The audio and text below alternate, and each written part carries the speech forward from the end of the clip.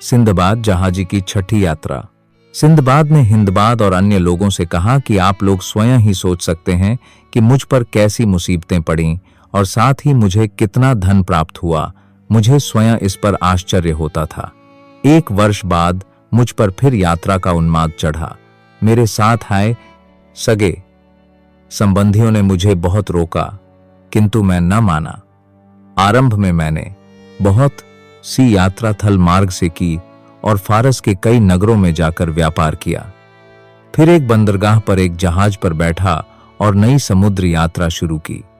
कप्तान की योजना तो लंबी यात्रा पर जाने की थी, किंतु वह कुछ समय बाद रास्ता भूल गया।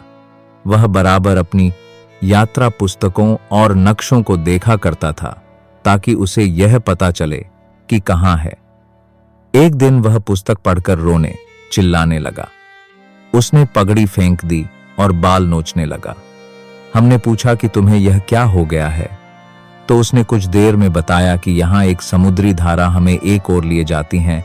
वह हमें एक तट पर ऐसा पटकेगी कि हमारा जहाज टूट जाएगा और हम सब उसी तट पर मर जाएंगे। यह कहकर उसने जहाज के पाल उतरवा दिए। उससे कुछ न हुआ। धारा के वेग से उछलकर जहाज पहाड़ी से टकराया और शीशे की तरह बिखर गया। चूंकि तट ही पर यह हुआ था, इसीलिए हम लोग खाद्य सामग्री और अन्य सामान किनारे पर ले आए। कप्तान ने कहा, भाग्य पर किसी का वश नहीं है। अब हम सब लोग एक दूसरे के गले लगकर रो लें और अपनी कब्रें खोद लें, क्योंकि यहां से कोई बचकर नहीं गया है। यह सुनकर हम लोग एक दूसरे के गले लगकर रोने लगे, क्योंकि हमने देखा कि किनारे पर दूर दूर तक जहाजों के टुकड़े और मानव कंकाल बिखरे पड़े थे। मालूम होता था कि हजारों यात्री वहां आकर मर गए हैं। चारों ओर उनके व्यापार की वस्तुएं बिखरी पड़ी थीं। उस पहाड़ पर बिल्लौर और लाल की खदान थीं। पास ही कई नदियां एक स्थान पर मिलकर एक गुफा के अंदर जाती थीं। उस पहाड़ से राल टपक कर समुद्र में गिरती थी और मछलियां उसे खाकर कुछ समय बाद उसे उगल देती थीं। वही अभ्रक बन जाती थी। उस अभ्रक के ढेर भी वहां थे। समुद्र में समुद्री धारा से बचना इसीलिए असंभव था कि पहाड़ की ऊंचाई के कारण जहाजों को विपरीत दिशा में खींच ले जाने वाली तेज हवा रुक जाती थी। पहाड़ इतना ऊंचा था कि उस पर चढ़कर दूसरी ओर जाए निकलना भी असंभव था। हम लोग अपने दुर्भाग्य पर रोते रहे और अपनी मृत्यु की प्रतीक्षा करते रहे। जहाज पर से लाया हुआ खाना हमने बराबर बांट लिया। हम में से जो भी मरता, बाकी लोग कब्र खोदकर उसे दफन कर देते थे। मैं ही सबसे अधिक मुर्दे गाड़ा करता और उनका बचा हुआ भोजन ले लेता। इस प्रकार मेरे पास खाद्य सामग्री काफी हो गई। धीरे धीरे मेरे सभी साथी मर गए। अकेला रह जाने के कारण मैं और भी दुखी हुआ। मैंने भी अपनी कब्र खोद ली ताकि मरने का समय आए तो उसमें जा लेटूं। मैं रात दिन अपने को धिक्कारता था कि घर पर इतना सुख का जीवन छोड़कर यहां मंदगामी मौत मरने के लिए क्यों आया। किंतु पछताने से क्या होना था।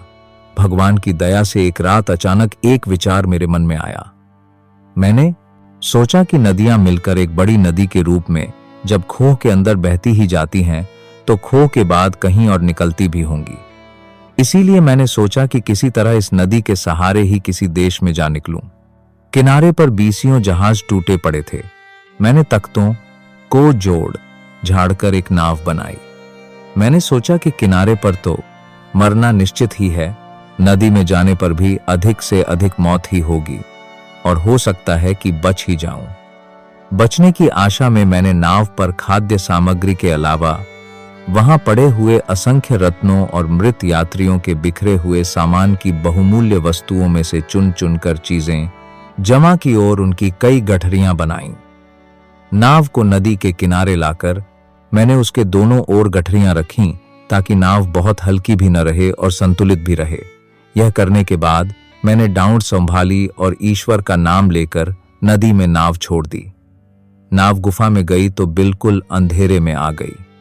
मुझे दिखाई न देता था। नाव को कभी धारा पर छोड़कर सुस्ताने लगता, कभी खेने लगता। कहीं कहीं गुफा की छत इतनी नीचे थी कि मेरे सिर पर टकराती थी। अपने पास जो मैंने रख लिया था उसमें से बहुत थोड़ा थोड़ा खाता था ताकि जीवित भर रह सकूं। कुछ समय के बाद मुझ पर निद्रा का ऐसा प्रकोप हुआ कि मैं सो गया तो घंटों तक सोता रहा। जब जागा तो देखा कि नाव खुले में नगर के समीप नदी के तट पर बौंधी हुई है। मैंने देखा कि मेरे चारों ओर बहुत से श्यामवर्ण लोग हैं। मैंने इन्हें सलाम करके उनका हाल चाल पूछा। उन्होंने उत्तर में कुछ कहा, किंतु मैं उसे बिल्कुल न समझ सका।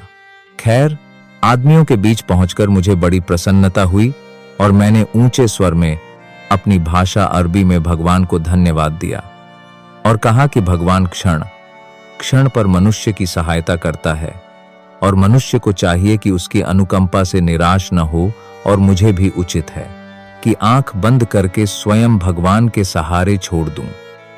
उन लोगों में से एक को अरबी भाषा आती थी। मेरी बातें सुनकर वह मेरे पास आया और कहने लगा, तुम हम लोगों को देखकर चिंता न करो। हम लोग इस क्षेत्र के वासी हैं। हम यहां नदी से अपने खेतों में पानी देने के लिए आते हैं। आज नदी में पानी कम आ रहा था, जैसे धारा को कोई चीज रोके हुए हो। हमने आगे जाकर देखा तो एक मोड़ पर तुम्हारी नाव टेढ़ी होकर अटकी थी, जिससे पानी धारा में आना कम हो गया था। हम में से एक व्यक्ति तैर कर गया और तुम्हारी नाव को उसने फिर सीधा करके धारा में डाला। फिर हमने तुम्हारी नाव यहां बांध दी। अब तुम बताओ कि कौन हो और कहां से आए हो। मैंने उससे कहा कि मेरी भूख से जान निकली जा रही है, पहले कुछ खाने को दो। उन लोगों ने कई तरह की खाने की चीजें दी। फिर मैंने आरंभ से अंत तक अपना हाल उन्हें बताया। उन लोगों को यह सुनकर बड़ा आश्चर्य हुआ। उन्होंने कहा कि हम तुम्हें अपने बादशाह के पास ले जाएंगे, वहां तुम उन्हें अपना हाल सुनाना। मैंने कहा, मैं इसके लिए तैयार हूं। वे लोग मेरी गठरियां उठाकर मेरे साथ चले। यह सरान द्वीप लंका था। मैंने राज दरबार में प्रवेश किया और सिंहासन पर बैठे राजा को देखकर हिंदुओं की प्रथानुसार उसे प्रणाम किया और उसके सिंहासन को चूमा। बादशाह ने पूछा, तू कौन है? मैंने कहा, मेरा नाम सिंदबाद जहाजी है। मैं बगदाद नगर का निवासी हूं। उसने कहा, तू कहां जा रहा है और मेरे राज्य में कैसे आया? मैंने उसे अपनी यात्रा का वृत्तांत आद्योपांत बताया। उसे यह सुनकर बड़ा आश्चर्य हुआ। उसने आज्ञा दी कि सिंदबाद के जीवन का वृत्तांत लिख लिया जाए, बल्कि सोने के पानी से लिखा जाए, ताकि यह हमारे यहाँ के इतिहास की तथा अन्य ज्ञानवर्धक पुस्तकों में भी जगह पर सके। उसने मेरी गठरियां खोलने की आज्ञा दी। उनमें के बहुमूल्य रत्नों तथा चंदनादि अन्य वस्तुओं को देखकर उसे और भी आश्चर्य हुआ। मैंने कहा, महाराजाधिराज, यह सब आप ही का है। आप इसमें से जितना चाहें ले लें, बल्कि सब कुछ लेना चाहें तो वह भी करें।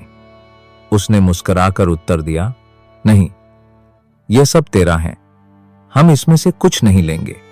फिर उसने आज्ञा दी कि इस मनुष्य को इसके माल असबाब के साथ एक अच्छे घर में ठहराओ, इसकी सेवा के लिए अनुचर रखो और हर प्रकार इसकी सुख सुविधा का ख्याल रखो।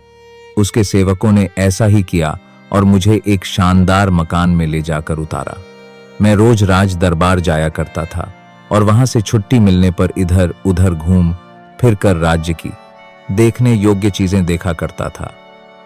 सरान द्वीप भूमध्य रेखा के किंचित दक्षिण में है, इसीलिए वहां सदैव ही दिन और रात बराबर होते हैं। उस द्वीप की लंबाई 40 कोस है और इतनी ही उसकी चौड़ाई है। राजधानी के चारों ओर ऊंचे ऊंचे पहाड़ हैं। वहां से समुद्र तट 3 दिन की राह पर है। वहां लाल, मणि तथा अन्य रत्नों की कई खाने हैं और वहां कोरंड नामी पत्थर भी पाया जाता है, जिससे हीरों और अन्य रत्नों को काटते और तराशते हैं। वहां नारियल के तथा अन्य कई फलों के वृक्ष भी बहुतायत से हैं। वहां के समुद्र में मोती भी बहुत मिलते हैं। हजरत आदम, जो कुरान और बाइबल के अनुसार मनुष्यों के आदि पुरुष हैं, जब स्वर्ग से उतारे गए थे तो इसी द्वीप के एक पहाड़ पर लाए गए थे। जब मैं वहां खूब घूम फिर कर देख चुका तो मैंने बादशाह से निवेदन किया कि अब मुझे मेरे देश जाने की अनुमति दीजिए। उसने मुझे अनुमति ही नहीं बल्कि कई बहुमूल्य वस्तुएं इनाम के तौर पर भी दी। उसने खलीफा हारून रशीद के नाम एक पत्र और बहुत से उपहार भी मुझे दिए कि मैं उन्हें खलीफा तक पहुंचा दूं। मैंने सिर झुकाकर यह स्वीकार किया। बादशाह ने मेरे ले जाने के लिए एक मजबूत जहाज का प्रबंध किया और कप्तान और खलासियों को ताकीद की कि सिंदबाद को बड़े सम्मान से उसके देश में पहुंचाना, रास्ते में इसे किसी प्रकार की असुविधा न हो। सरान द्वीप के बादशाह ने जो पत्र खलीफा के नाम दिया था वह पीले रंग के नरम चमड़े पर लिखा था। यह चमड़ा किसी पशु विशेष का था और बहुत ही मूल्यवान था। उस पर बैंगनी स्याही से पत्र लिखा था। पत्र का लेख इसको साई डाई डाई डाई डाई डाई डाई डाई डाई डाई डाई डाई डाई डाई डाई डाई डाई प्रकार था। यह पत्र सरान द्वीप के बादशाह की ओर से भेजा जा रहा है। उस बादशाह की सवारी के आगे 1000 सजाए हाथी चलते हैं। उसका राजमहल ऐसा शानदार है जिसकी छतों में 1 लाख मूल्यवान रत्न जड़े हैं और उसके खजाने में अन्य वस्तुओं के अतिरिक्त 20,000 हीरे जड़े मुकुट रखे हैं। सरान द्वीप का बादशाह खलीफा हारून रशीद को निम्नलिखित उपहार भातृभाव से भेज रहा है। वह चाहता है कि खलीफा और उसके दृढ़ मैत्री संबंध हो जाएं और एक दूसरे का अहित हम दोनों न चाहें। मैं सरान द्वीप का बादशाह खलीफा की कुशल क्षेम चाहता हूं। जो उपहार बादशाह ने खलीफा को भेजे थे उनमें मणि का बना हुआ एक प्याला था जिसका दल पौन गिरह लगभग 1.25 इंच मोटा था और उसके डेखलीफा लगभग 1.25 इंच। चारों ओर मोतियों की झालर थी। झालर के मोतियों में प्रत्येक 3 माशे के वजन का था। एक बिछौना अजगर की खाल का जो 1 इंच से अधिक मोटा था। इस बिछौने की विशेषता यह थी कि उस पर सोने वाला आदमी कभी बीमार नहीं पड़ता था। तीसरा उपहार 1 लाख सिक्कों के मूल्य की चंदन की लकड़ी थी। चौथा उपहार 30 दाने कपूर के थे जो 1-1 पिस्ते के बराबर थे। 5वां उपहार एक दासी थी जो अत्यंत ही रूपवती थी और अति मूल्यवान वस्त्राभूषणों से सुसज्जित थी। हमारा जहाज कुछ समय की यात्रा के बाद सकुशल बसरा के बंदरगाह में पहुंच गया। मैं अपना सारा माल और खलीफा के लिए भेजा गया पत्र और उपहार लेकर बगदाद आया। सबसे पहले मैंने यह किया कि उस दासी को, जिसे मैंने परिवार के युवकों से सुरक्षित रखा था, तथा अन्य उपहार और पत्र लेकर खलीफा के राजमहल में पहुंचा। मेरे आने की बात सुनकर खलीफा ने मुझे तुरंत बुला भेजा। उसके सेवकगण मुझे सारे सामान के साथ खलीफा के सम्मुख ले गए। मैंने जमीन चूमकर खलीफा को पत्र दिया। उसने पत्र को पूरा पढ़ा और फिर मुझसे पूछा, तुमने तो सरान द्वीप के बादशाह को देखा है, क्या वह ऐसा ही ऐश्वर्यशाली है जैसा इस पत्र में लिखा है? मैंने कहा, वह वास्तव में ऐसा ही है जैसा उसने लिखा है। उसने पत्र में बिल्कुल अतिशयोक्ति नहीं की। मैंने उसका ऐश्वर्य और प्रताप अपनी आंखों से देखा है।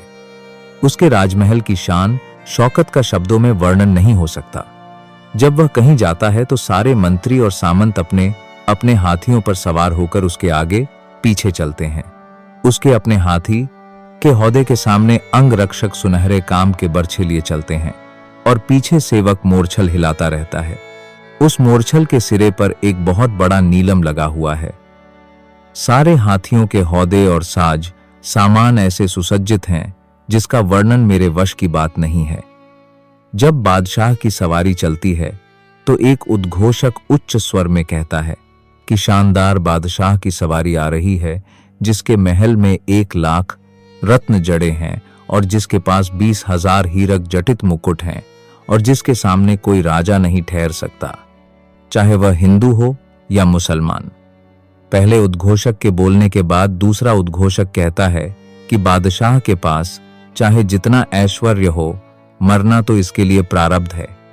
इस पर पहला कहता है कि इसे सब लोगों का आशीर्वाद मिलना चाहिए कि यह अनंत जीवन पाए। यह बादशाह इतना न्यायप्रिय है कि इसके राज्य में न कोई न्यायाधीश है न कोतवाल। उसकी प्रजा ऐसी सुबुद्ध है कि कोई न किसी पर अन्याय करता है न किसी को दुख पहुंचाता है, चूंकि सब लोग बड़े मेल मिलाप से रहते हैं। इसीलिए कोई जरूरत ही नहीं पड़ती कि व्यवस्था ऊपर से कायम की जाए। इसीलिए सरान द्वीप के राज्य में न पुलिस या कोतवाल रखे गए हैं, न न्यायाधीश। खलीफा ने यह सुनकर कहा कि तुम्हारे वर्णन और इस पत्र से जान पड़ता है कि वह बादशाह बड़ा ही समझदार और होशियार है, इसीलिए इतनी अच्छी व्यवस्था कर पाता है कि पुलिस आदि की आवश्यकता ही न हो। यह कहकर खलीफा ने मुझे खिलत सम्मान परिधान दी और विदा किया।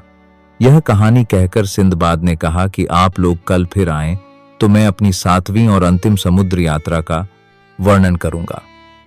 यह कहकर उसने 400 दीनारें हिंदबाद को दीं। दूसरे दिन भोजन के समय हिंदबाद आया और सिंदबाद के मुसाहिब भी आए। भोजनोपरांत सिंदबाद ने कहानी शुरू की।